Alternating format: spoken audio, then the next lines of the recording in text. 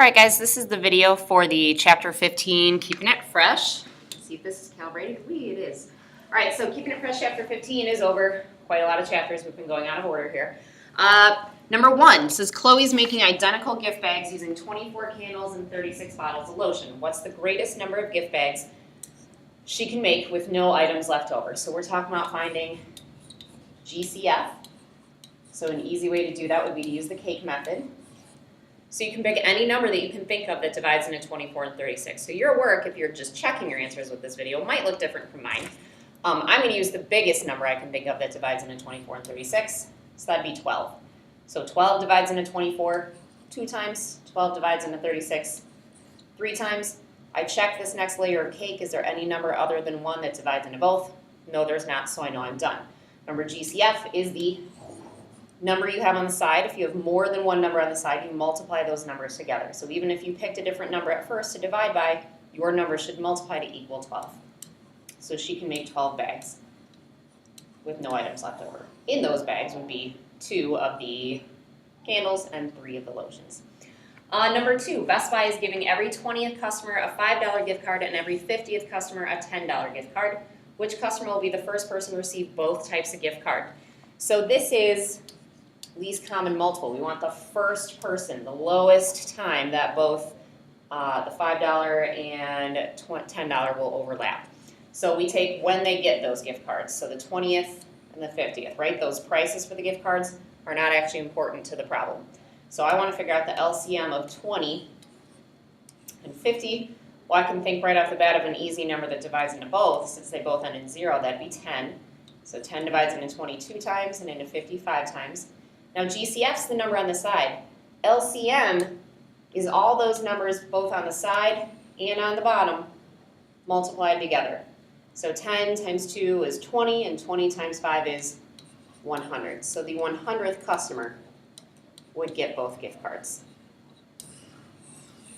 Number 3, Aaron has $9, Brad has $10, John and Jenny each have $13. They combine their money to buy arcade tokens. The friends use a coupon to buy 8 tokens for $1. The cost of the remaining tokens is 4 for $1. The friends divide up the tokens evenly. How many tokens does each friend get? So this is a multi-step problem. First thing you should do is figure out how much money do they have, because it says they combine all their money together. Well, let's figure that out. It says Aaron has 9, Brad has 10, John and Johnny each have 13. So 13 and 13. If you add that all up, that gives you $45, okay? It says the friends use a coupon to buy 8 tokens for $1. So out of that $45, they're going to spend 1. So now they have $44, but they got 8 tokens.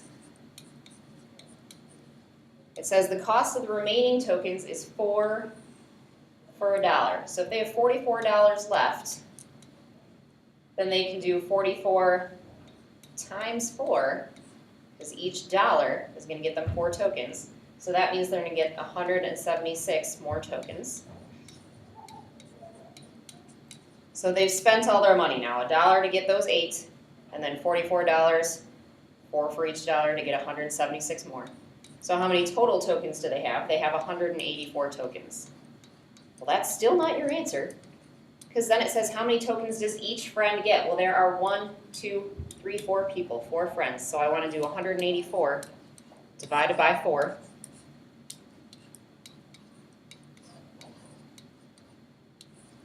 So that gets me, 46 tokens for each friend.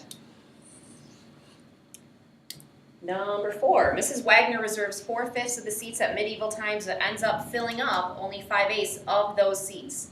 What fraction of the seats at Medieval Times are filled? So this is a multiplication problem. 4/5 of the seats ends up only filling up 5/8 of those seats, of the 4/5. Remember, of means multiplication.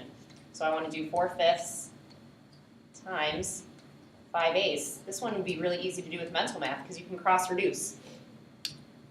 5 and 5, I can divide those both by 5, so that gives me 1.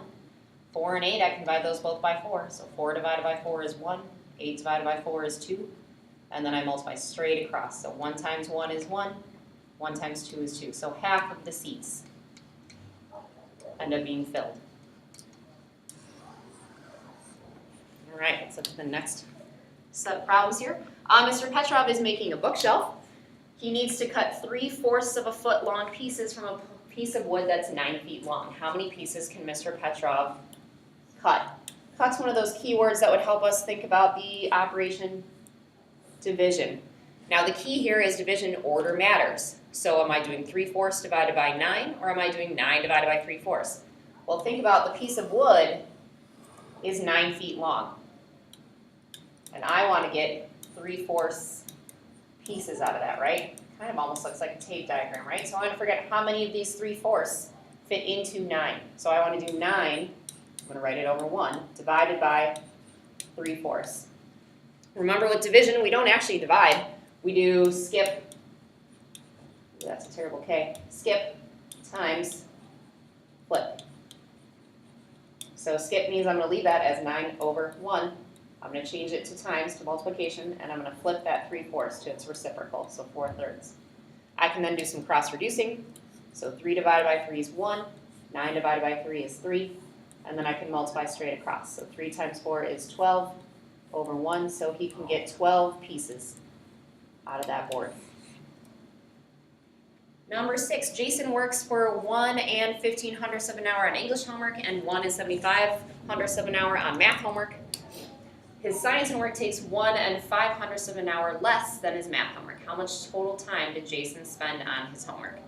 So, I need to add this, but not this, right? It says that his science homework took 1.5 hours less than math. So I first need to figure out, well, how long did he actually spend on science? So to do that, I'm going to take the math number, which was 1.15, and it said it took him 1 and 5/100 hours less to do his science homework than his math homework. Oops, I underlined the wrong one though. This is English. So 1.75 is what we want for the math. So do 1.75 minus 1.05. That would give you 70/100. So that's how long he spent on science. Then I can add that to the 1.15 he spent on English and the 1.75 he spent on the math. If you add all that up, that should give you 3 6/10 of an hour spent on his homework. I'll leave that in the middle, and we'll do the work of these decimal problems over here on the side. So 7, you would set it up like this. This is your dividend. This is your divisor.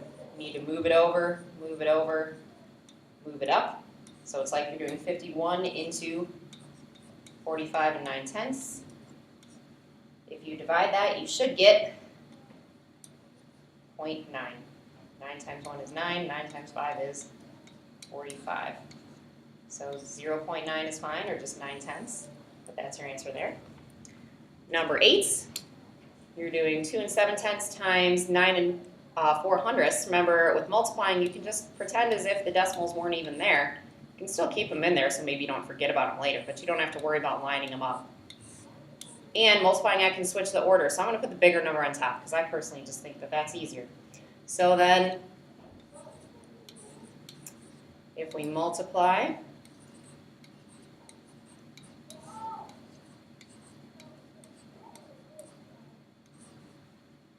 these are the numbers we get, 2, 4, 4, 0, 8. How many numbers did I have behind the decimal in my original problem? 1, 2, 3. So starting from here, 1, 2, 3 means my answer is 24 and 408 thousandths. All right, chapter 3, identify what, not how many, terms, coefficients, and constants are in each expression. So in other words, what are they, not, oh, there's 3. So the terms here would be 6, n squared, and 1/2 d. Coefficients are the numbers being multiplied by the variable. So there is a variable here, which means it has a coefficient of 1. So my coefficients are 1 and the half being multiplied by d. Constants are numbers with no variable, so that would be 6 in this example. In 10, my terms are g, 12, and 9g. Remember, terms are separated by addition or subtraction signs, so that's how I can tell where my terms are. Coefficients, again, are the numbers being multiplied by the variable, so I have a 1 in front of that g by itself, even though we don't write it, and a 9, and my constant is 12. Write the phrase as an expression, not an inequality. In other words, the less than's there are not telling you it's an inequality. Then evaluate when x equals 3 and y equals 15. An expression, remember, means no equal sign, okay? So you're not solving for the variables. I already know what they equal. So 7 more than the quotient of a number y and 5. More than means addition. Quotient means division, so divide y and 5. So that's my expression. I then want to put in 15 for y. So I'm going to have 7 plus 15 over 5. Use order of ops. Dividing comes before adding, so that means I'm going to have 7 plus 3, and 7 plus 3 is 10. Twice the sum of a number, x and 8. Twice means times 2. The sum of a number, x and 8, means that should all be together, so in parentheses. So x plus 8. Then I'm going to put in my value for x, so that would be 3. Order of operations means I'm going to do parentheses first, so 3 plus 8 is 11. And then I can multiply 2 times 11 is 22. All right, we're going to do these two, and then we're going to have to stop and switch to part 2 of the video. Find the area. The shape here is a parallelogram. Area of a parallelogram is base times height. Remember, base and height form a 90-degree angle. So this number you don't need. It's there to trick you. So you just want to do the 18 times the 13 and a half. And if you multiply that out, that gives you 243 inches squared. Here you want to find the area of the shaded region. So you got to find the area of the parallelogram and then subtract out the area of the little white rectangle. So area of the parallelogram would be base times height, so 10 times 7. So that's 70. And then the little rectangle would still be base times height. That'd be 2 times 3, which is 6. So subtract the 6 from the 70, and that gives you 64. And since the units were centimeters, it's centimeters squared. All right, the rest of this we will do in a second video as soon as I figure out how to